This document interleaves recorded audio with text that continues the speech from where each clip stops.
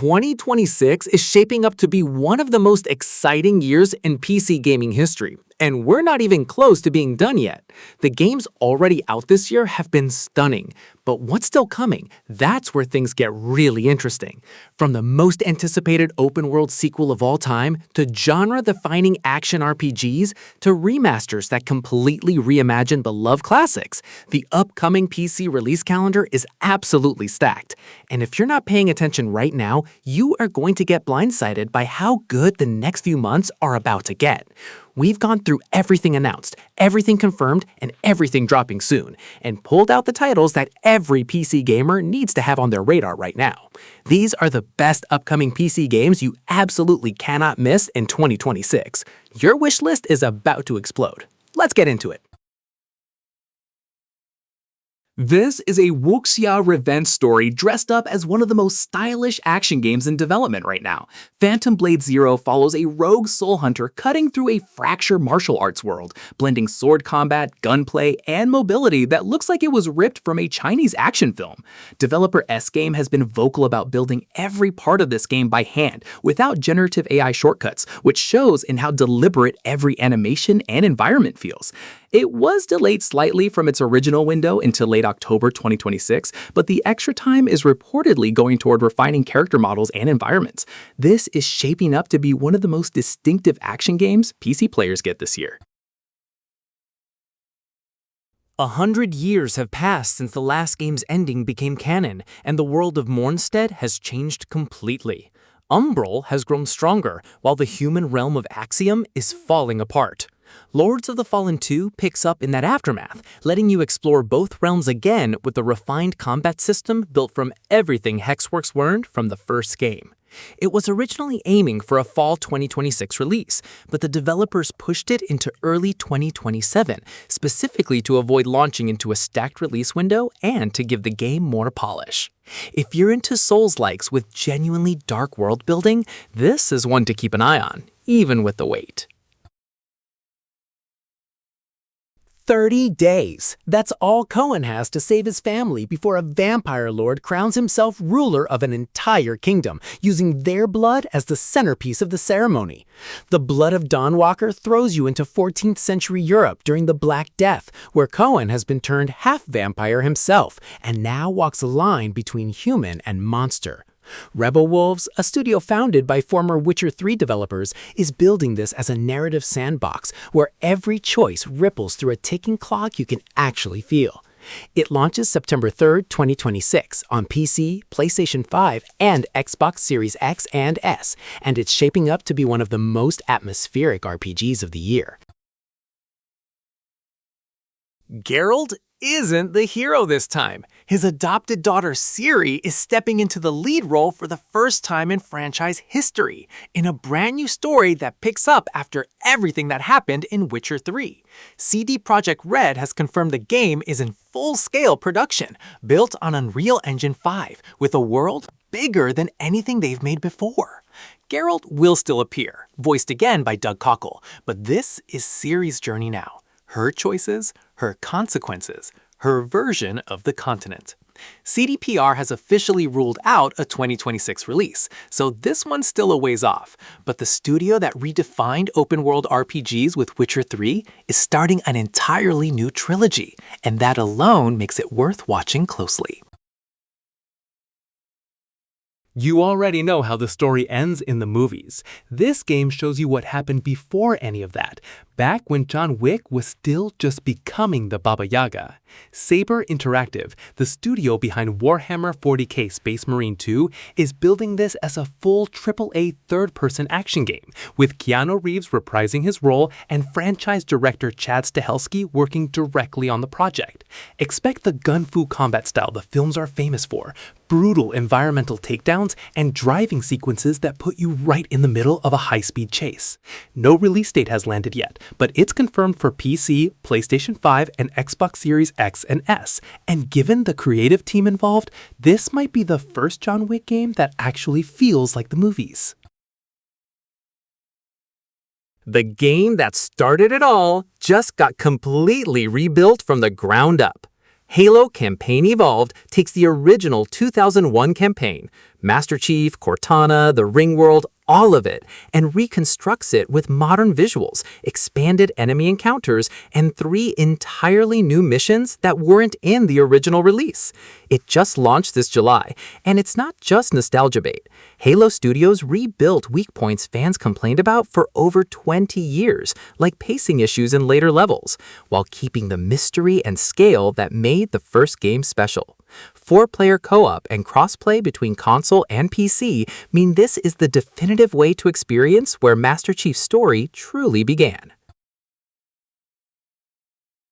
Imagine BioShock's creator building a new world where you can't just fight your enemies, you have to negotiate with them to survive. That's Judas, the long-awaited project from Ken Levine's Ghost Story games. You play as a rebel aboard a dying colony ship controlled by an all-powerful AI system, and your only way off alive is striking alliances with the very people who try to destroy you. The game reacts to those choices in real time, reshaping relationships and outcomes as you go, which is exactly the kind of systemic storytelling Levine built his name on with BioShock Infinite. It's been through years of delays, but Take-Two has confirmed it's finally in its final stretch, with a launch expected before too much longer on PC, PlayStation 5, and Xbox. Captain Price shot his own general in cold blood, and now he's a wanted man with nothing left to lose. Modern Warfare 4 picks up that fallout and drops it into a full-scale invasion of the Korean peninsula, splitting its story between a rookie South Korean soldier thrown straight into the front lines and Price himself, operating completely outside the chain of command as an outlaw. Infinity Ward is billing this as their grittiest, most grounded Modern Warfare yet, with missions stretching from Korea to New York to Mumbai.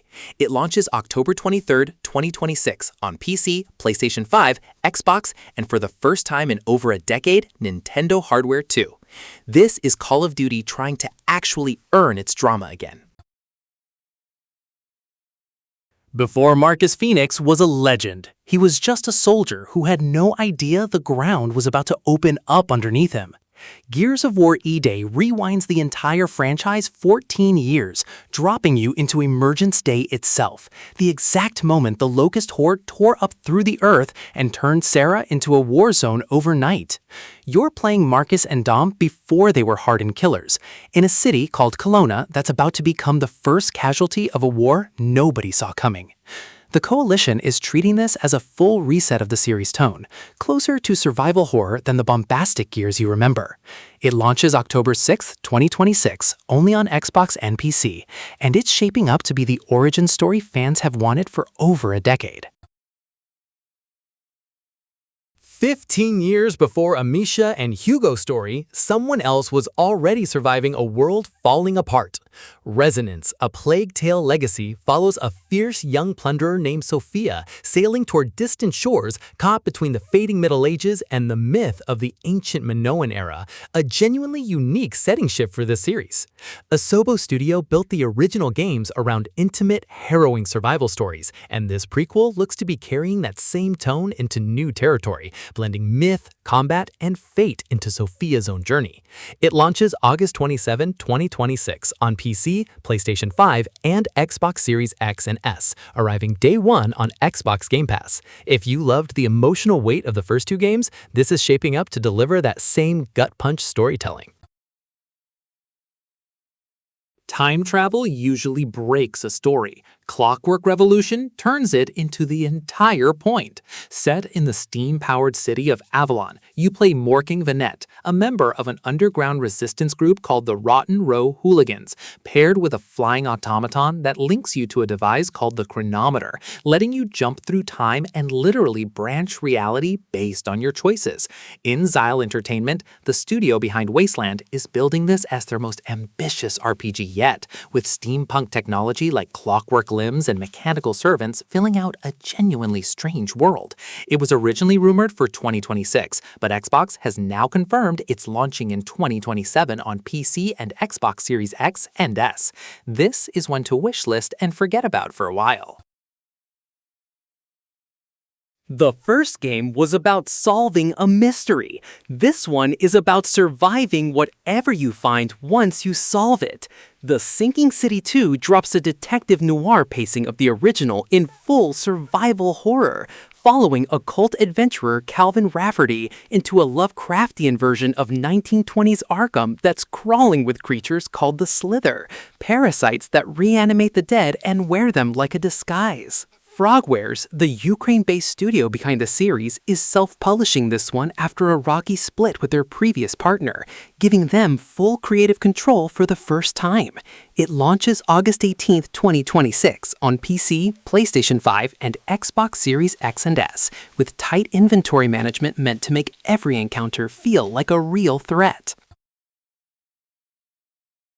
No Man's Sky gave you a nearly infinite universe. This time, Hello Games is building just one planet, but it's the size of Earth. Light No Fire strips away the sci-fi setting entirely and drops you into a fantasy world full of dragons, sprawling biomes, and persistent player-built settlements that other people can actually discover as they explore. Sean Murray has confirmed the team is still deep in development, working with what he's called a small internal crew, and there's no official release date yet. Given how long No Man's Sky took to become the game it is today, that quiet development period might actually be a good sign rather than a bad one.